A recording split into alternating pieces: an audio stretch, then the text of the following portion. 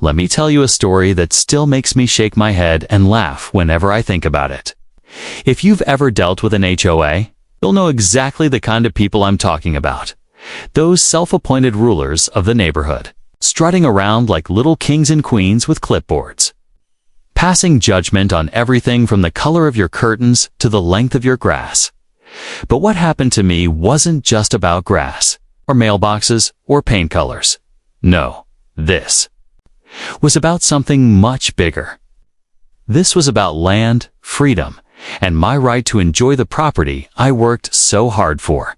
This is the story of how the HOA tried to fence me out of my own ranch hand. How, in the end? I made them pay me every single time they wanted to drive through. It all started about 5 years ago. It's been living in the city most of my life. Hustling day in and day out, dealing with traffic, noise, and the constant feeling of being packed like a sardine into a concrete box. I had a decent job, good money, but I always felt trapped. My dream was simple. One day I wanted to own land, wide open land, where I could breathe, where the sky stretched out for miles, and where I didn't have to hear my neighbor's TV through the walls at midnight. That dream became reality when I stumbled across a listing for an old ranch on the outskirts of town. It wasn't flashy. The house was simple, a little weathered from age, but sturdy. The real beauty was the land. 40 acres of rolling pasture, dotted with old oak trees, a stream running through one side, and hills in the distance. I could see it immediately, the peace I'd been craving. I didn't hesitate. I bought it. Every penny I had went into securing that ranch. And let me tell you, the first night I slept there, windows open, hearing nothing but the sound of crickets and wind moving through the grass. One knew I'd made the right choice. For the first year, life was perfect.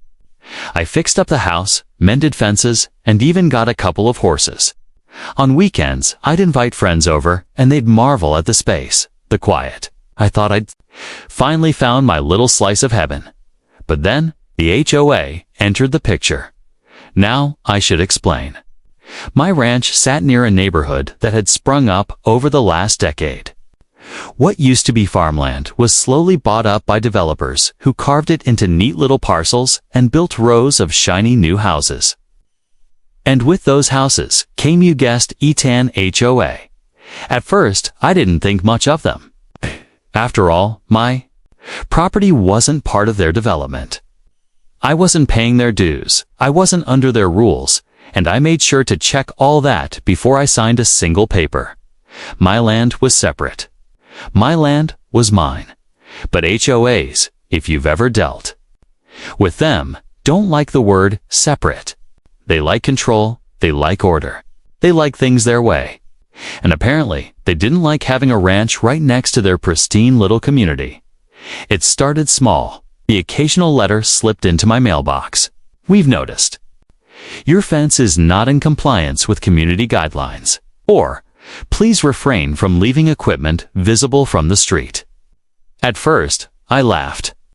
I'd write back, politely reminding them that I wasn't part of their community. They had no jurisdiction over me. My land wasn't theirs to govern. But the letters kept coming. Then came the uninvited visits. Board members would stroll up my driveway as if they owned the place, making comments about my grass, my barn, even my dogs. I told them, firmly, to leave me alone. Still, they kept coming. And then came the fence.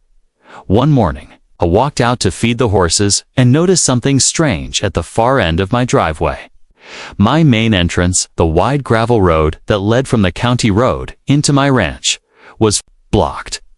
A chain-link fence had been put up overnight, with a shiny new padlock holding it shut. A bright sign hung on it. Community access only. No trespassing.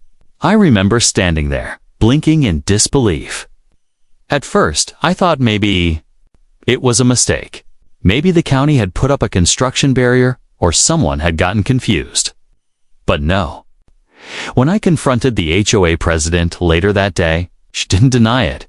She smiled that smug little smile only HOA presidents seem to have and said, "We've decided to repurpose that entrance for community use.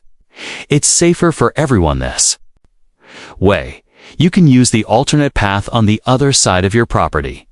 Alternate path. She was talking about a rough, barely usable dirt track that wound through a patch of rocky woods. It wasn't a real road. It was something old ranchers had used decades ago, but it was narrow, uneven, and nearly impossible for large vehicles. To call it an entrance was laughable. I was furious. This was my land, my entrance, my road, and they'd fenced it off without even asking me. I tried reasoning with them at first. I told them to take it down. They refused. I told them I'd call the sheriff. They shrugged. "Go ahead," they said. "We're protecting community safety. It's our right." That's when I realized something important. These people weren't just being nosy. They weren't just being pushy. They were testing me. They thought I'd cave. They thought I'd roll over and accept whatever they decided, because that's what most people do when an HOA flexes its muscle. But I'm not most people. That night, sat at my kitchen table, staring out the window at that ridiculous fence, and I made myself a promise. I wasn't going to yell. I wasn't going to threaten. I wasn't going to waste endless months fighting them in circles. No, I was going to be smarter. I was going to find a way to turn their arrogance back on them. And little did they know, by fencing off my entrance, they had handed me the perfect opportunity. Because here's the thing about land. Lines matter. Lines matter. And when you start messing with someone's property lines, you better be very, very sure you know where they are. The HOA thought they'd taken control, but what they didn't realize was that they just set the stage for their own downfall. And when I was finished, they'd be paying me every single time they drove through that gate. When I tell you that first night after they fenced me out, I barely slept. I mean it. I tossed and turned in bed, staring at the ceiling, my mind running circles. Every time I closed my eyes, I saw that smug grin on the HOA president's face, like she'd won some great battle. And maybe in her mind, she had. She thought she'd proven that she could control me, that her rules extended beyond her little cul-de-sac kingdom. But in reality, all she had done was light a fire under me by the next morning. I had a notebook out on the kitchen table, scribbling down options. Tear the fence down myself. Too risky, they'd just call the cops, spin it like I was the aggressor. File a lawsuit, possible, but expensive and time-consuming. Call the county. Maybe, but I knew how slow local bureaucracy moved. I needed something better. Something that wouldn't just undo what they did, but would flip it back on them, before I could act, though. I had to see what they were really up to. So I started paying attention every day. When I drove out the back way through rough dirt track they expected me to use, I noticed more and more cars pulling into that brand new gated entrance. HOA members, of course. Turns out my gravel driveway connected perfectly to one of their neighborhood roads, and instead of going the long way around to the main street, they were now cutting through my land. That was the real reason they built that fence. It wasn't about safety. It wasn't about community use. It was convenience. They wanted a shortcut, and they'd stolen mine to make it theirs. I can't describe the feeling I had when I saw them dozens of shiny SUVs, sedans, even kids on bikes streaming through my private road like they owned it. Every time one of them passed, it felt like a personal insult. They'd stolen my entrance, blocked me out, and now they were using it for themselves. And the worst part, they acted like it was normal. No nods, no waves, nothing. Just entitled silence, as if my property was suddenly theirs by default. I knew. I couldn't let this stand. The first real confrontation happened a week later. I caught the HOA president, Mrs. Phillips, standing by the fence with two other board members, clipboard in hand.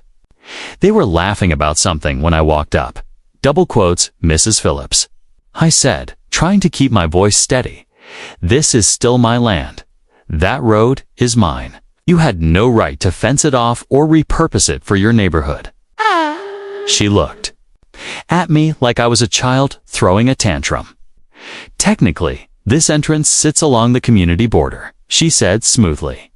"We determined it was safer to reroute your access through the alternate path. It prevents traffic congestion. In our neighborhood," I pointed at the steady stream of SUVs behind her. "Traffic congestion? You mean your shortcut? You're funneling half the neighborhood through my driveway." Her smile didn't falter. "If you want to discuss it, you can attend our next board meeting. But honestly, I think you'll find it's easier to adapt. Change can be difficult for some people." That was it. That tone, that smug, dismissive tone. Like she was a queen and I was some lowly subject complaining about scraps. I didn't argue further. I just walked away. But inside, my blood was boiling. That night, I called my friend Jack, who worked at the county assessor's office. If anyone could tell me where the legal property lines lay, it was him. I explained the situation, and within 2 days, he emailed me scanned maps, deeds, and surveys. The truth couldn't have been clearer. The fence, the road, all of it sat squarely on my land. The HOA had no claim, no right, no authority. They had TRESPAs, and suddenly, everything clicked. They thought they'd taken something from me. But in reality, they'd given me leverage. A weapon. I didn't tear the fence down. I didn't call the cops. I didn't storm into their meetings yelling. No, I decided to wait, to watch, to let them get comfortable. Weeks passed, and the traffic through my road grew heavier. The neighborhood had gotten used to the shortcut. Kids used it to bike to school. Parents used it to shave 5 minutes off their commute. Delivery trucks used it to avoid the main entrance. They weren't just using my land occasionally. They were relying on it. And that's when the idea came to me. What if, instead of fighting to get rid of them, I made them pay to be there? What if I turned their theft into a business? The more I thought about it, the more it made sense. I wouldn't just be protecting my right side, be profiting off their arrogance. Every car, every truck, every smug little board member driving across. My land would be putting money straight into my pocket. It was perfect, but I had to do it the right way. Legal, official, airtight. No loopholes they could wriggle through. So, I started planning. I researched easements, toll gates, county ordinances. I spoke with lawyers, engineers, even a buddy who worked in construction. Piece by piece, the plan came together. By the time I was finished, I wasn't just going to reopen my ranch entrance. I was going to build something that would make the HOA regret ever messing with me. Because soon, very soon, every single one of them would be pulling up to a gate. They couldn't ignore, and they'd have 2 options. Turn around and take the long way, or pay me to pass. And guess which one they'd be? Choose. Once I had the property maps and legal documents in hand, everything changed. I went from being the frustrated ranch owner locked out of his own driveway to a man holding all the cards. The HOA thought they'd won, but what they didn't realize was that every single one of their cars driving over my land was evidence. Every tire mark, every shortcut, every community member cutting across was another nail in their coffin. But I wasn't going to rush it. No, I had to be smart. Timing was everything. I started by documenting. Every morning and evening, I'd set up an old hunting camera near the driveway entrance. Those little motion-activated cameras are usually for spotting deer, but they work just as well for spotting SUVs. Within a week, I had hours of footage, car after car after car rolling through my private road. License plates, timestamps, everything. And it wasn't just residents. I caught delivery trucks, school buses, landscapers, everybody was using. My land as if it was theirs. The HOA hadn't just inconvenienced me. They'd turned my ranch into their main street. The irony made me laugh. They wanted to protect community safety. Instead, they'd built a funnel directly through my property, and soon, they'd be paying dearly for it. One evening, I invited my lawyer friend Mark over for a beer. We sat on my porch, watching. The sun dipped behind the hills, while SUVs rolled past on the other side of the fence like clockwork. "You're telling me all those cars are trespassing?" he asked, eyebrows raised. "Every single one," I said, sipping my beer. "And I've got the footage to prove it." Mark chuckled. "Then you've got them exactly where you want them. You don't need to fight the fence. You don't need to beg for your entrance back. You just need to make that road work for you." I grinned. That's the plan. With Mark's help, I filed paperwork to establish a formal toll easement across that stretch of road. The county didn't care after all. It was my land. If I wanted to charge for access, I had every right to. The process was surprisingly straightforward. Pay a few fees, get a few stamps, and just like that, I had legal permission to put up a gate and charge anyone who wanted to use it. Of course, the HOA didn't know any of this yet. To them, I was just a grumpy rancher sulking about his blocked driveway. They had no idea I was setting a trap. While the paperwork processed, I got busy with the logistics. I called up a local construction crew I'd hired before to fix part of my barn. Good guys, no nonsense. I told them I wanted a heavy-duty automatic gate installed across my entrance. Keypad, swipe card access, the whole deal. Not one of those flimsy chain-link things you could squeeze around, but a proper steel gate with reinforced posts sunk deep into the ground. They gave me a quote. I didn't even flinch. This was an investment. Every dollar I spent now, I'd make back tenfold. In the meantime, I kept things quiet. I kept using the rough dirt track to get in and out of my ranch, cursing under my breath every time, but smiling. At the thought of what was coming, the HOA, smug as ever, kept funneling their whole community through my future toll booth without a second thought. Then came the day the crew showed up. It was a Tuesday morning, bright and early, when the trucks rolled in with steel beams, concrete mixers, and power tools. I stood by the old fence and watched as they tore it down my fence. My land, my decision. In its place, they poured concrete, set posts, and welded steel. By sundown, a brand new gate stood tall and gleaming. It was beautiful. The first few cars that approach slowed in confusion. One woman rolled down her window and shouted, "What's this? Why's there a gate here?" I smiled politely. This is private property. From now on, access requires a pass. She scoffed and drove off in a huff, but word spread quickly. By the next day, HOA members were calling me nonstop. My voicemail was flooded with messages. You can't just block the road. This is illegal. I'm reporting you to the board. My kids use that road to get to school. I ignored every single one. Then came the HOA president herself. Mrs. Phillips marched up my driveway one afternoon, heels clicking on the gravel, clipboard in hand. She didn't even bother with pleasantries. "You can't do this," she snapped. "This road is for community use. You're disrupting our entire neighborhood."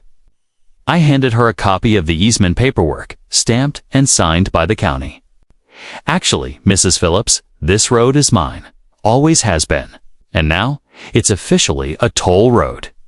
You want to use it, you pay. Otherwise, you can take the long way around." She stared at the papers like they were written in another language. Her face turned red. "This is extortion." I laughed. "No, ma'am. This is property law. You fenced me out of my own entrance, remember? Now I'm just making the most of what you gave me." She stormed off, but I could see the panic in her eyes. For the first time, the HOA wasn't in control. The next week, was chaos. Cars lined up at the gate, drivers fuming as they realized they needed a pass. Some turned around. Some yelled at me through the intercom. But most begrudgingly paid. It started small. I charged just a few dollars per pass, monthly or per use. Enough to sting, but not enough to make them abandon the road entirely. And sure enough, the HOA caved. They bought bulk passes for the whole neighborhood, money flowing directly into my bank account. Every beep of the gate opening felt like music to my ears. And the best part, I didn't have to lift a finger. The same people who once smirked at me were now paying me for the privilege of driving across land they thought they controlled. But I wasn't done yet. Not by a long shot, because I knew the HOA wasn't going to take this lying down. They'd try something, a complaint, a lawsuit, a smear campaign, something, and I was ready. I knew it wouldn't take long before the HOA tried to push back. People like that, people who thrive on controlled, tend to losing very well. And sure enough, within a week of my toll gate going live, the war officially began. It started with letters, dozens of them, thick envelopes stuffed into my mailbox, all stamped with the HOA's logo. Cease and desist. Violation of community standards. Failure to comply. I read every single one while sipping my morning coffee and chuckled to myself. They were accusing me of breaking HOA bylaws, of disrupting community harmony, of damaging property values. What they didn't seem to understand, or maybe refused to accept, was that their bylaws meant nothing on my land. I wasn't a member. I didn't pay dues. I never signed their contracts. Their rules had no more power over me than a monopoly board, so I did the most satisfying thing I could think of. I stacked the letters neatly in a shoebox, tucked it under my bed, and carried on with my day. Then came the phone calls. Angry neighbors demanding free access. HOA board members threatening serious consequences. Even a lawyer or two, their voices dripping with fake authority, trying to intimidate me. Double quote, sir. You're in violation of established community easements, one attorney declared over the phone. Funny, I said, because I've got the county paperwork that says otherwise. Want me to email it to you, or should I send it to the judge when this inevitably goes to court? Clicked up. The call slowed down after that, but Mrs. Phillips wasn't done. Oh no. She marched back onto my property a second time, this time flanked by two HOA board members and a man in a suit who introduced himself as their official legal representative. This road is critical for our community, the lawyer began, adjusting his tie like he thought he was in a courtroom drama. Your toll system is predatory and unfair. We demand you remove the gate immediately. I leaned against the fence post, arms crossed, calm as ever. Predatory? Unfair. You people built a fence across my entrance. You forced yourselves onto my road. And now you're upset because I won't let you steal from me for free? Mrs. Phillips huffed, her face flushed. We'll sue.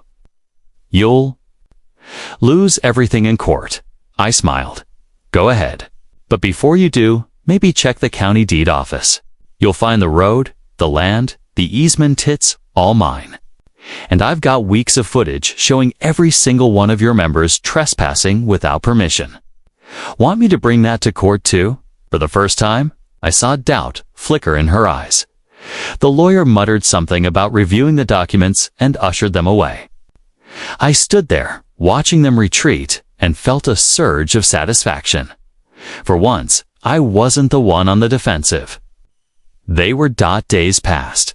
The cars kept lining up at my gate. The toll payments kept rolling in, and the HOA. They scrambled.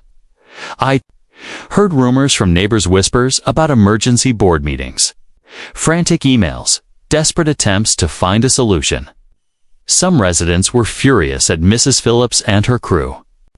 Others grudgingly accepted the toll, muttering about how it was cheaper than wasting extra gas taking the long route. But the more they fought, the deeper they sank. Eventually, the lawsuit did come. Thick packet, delivered by a sheriff at my door. The HOA was suing me for restricting access to community roads and unreasonable financial burden on residents. I handed the packet straight to Mark, my lawyer friend. He flipped through the pages, then smirked. They don't have a case. This is laughable.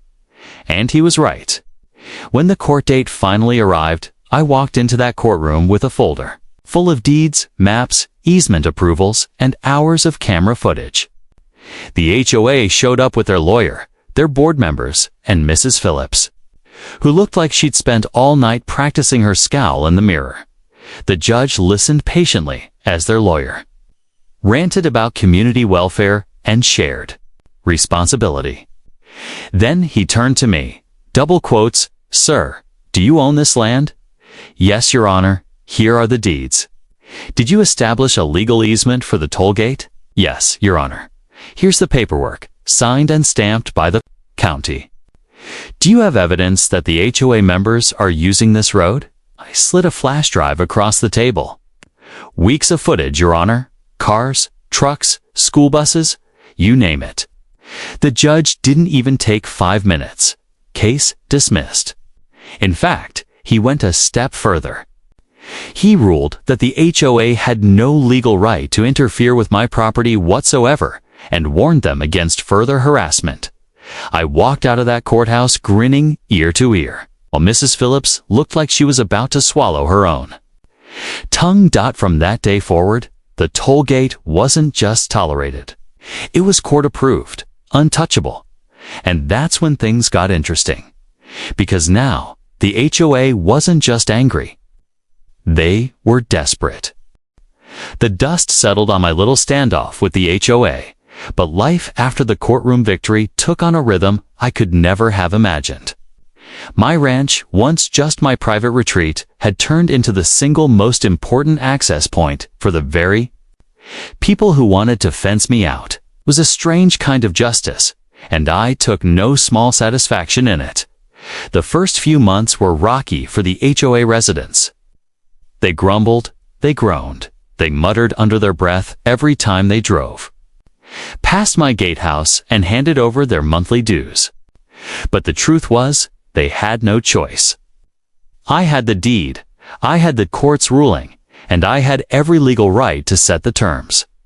Some of them tried to get clever. One man, Mr. Lawrence, thought he'd sneak around through the woods behind my land to create his own shortcut. That little plan lasted about 3 days before he got his SUV stuck in a dry creek bed and had to call a tow truck that cost him double my toll fee. The story spread quickly, and no one else dared test my fences after that.